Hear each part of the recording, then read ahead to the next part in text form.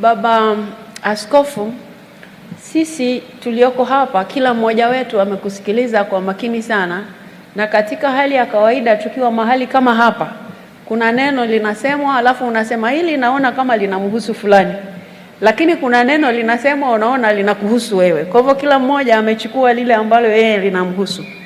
Lakini mimi niliamua kusikiliza kwa makini sana ule wimbo uliokuwa nasema mbinguni tunao utayari. Na nikasema lile beti, kwa kweli mimi ninakushukuru kwamba ulituruhusu wengine tusiimbe ambao hatuna utayari wa kwenda sasa. Kwa nimesema niseme hilo kwamba watu sisi ambao tuna uchaguzi mwaka huu 2025 hatujaimba ni kwa sababu si kwa sababu hatutaki kwenda mbinguni, lakini tunataka kwenda mbinguni ila baadaye.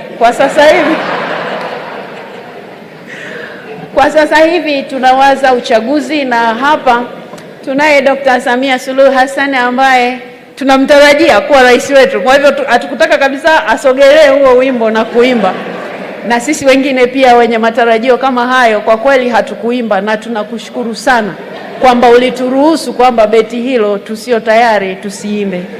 Kwa hivyo ndugu zangu, tuendelee kujifunza kwa baba huyu ambaye amelala hapa, na wakati wetu utakapofika wa kuondoka, watu wawe na cha kusema kile ambacho kitakuwa kinampendeza Mungu.